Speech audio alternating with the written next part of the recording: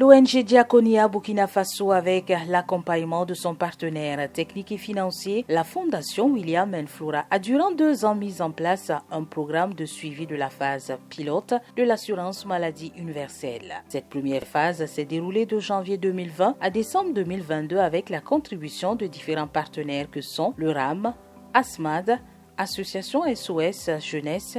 et Défi et ASS. Dans un esprit de capitalisation, Diaconia,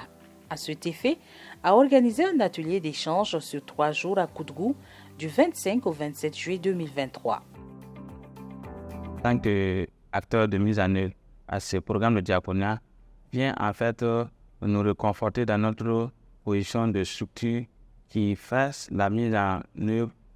des politiques publiques, qui surveille la mise en œuvre des politiques publiques et qui est aux côtés de la population pour pouvoir revendiquer ses droits et devoirs au niveau de la mise en œuvre de chaque politique publique. Donc l'assurance maladie, c'est un volet pour lequel la SOSMAD a, en tout cas, émis au côté de l'État à ce que la politique publique voit le jour. Alors, il était de notre devoir vraiment de participer à ce programme vraiment qui vise la responsabilité et l'engagement des gouvernants dans la mise en œuvre de la politique de l'assurance maladie universelle. Dans la région de la boucle du monde, a vraiment eu des effets bénéfiques en termes de communication, en termes de redevabilité du projet. Et c'est à ce titre vraiment qu'à travers nos différentes actions de communication pour le changement de comportement, nous avons pu toucher plus de 15 000 personnes dans la région de la boucle du monde en termes d'entretien direct, notamment à travers les actions de causerie éducative. Cet atelier a permis également aux partenaires de la mise en œuvre d'élaborer de nouvelles stratégies en vue de combler les insuffisances qu'il a eues lors de cette première phase. Et moi, je pense que si nous voulons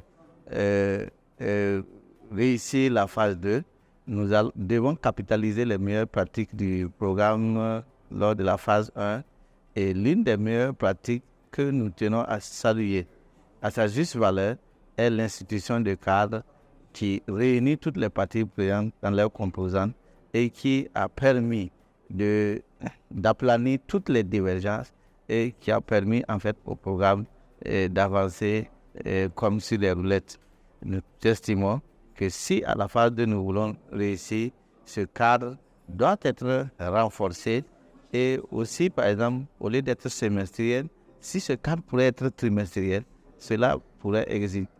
éviter les différentes incompréhensions et cela aussi va éviter les différentes déviations que nous pouvons éventuellement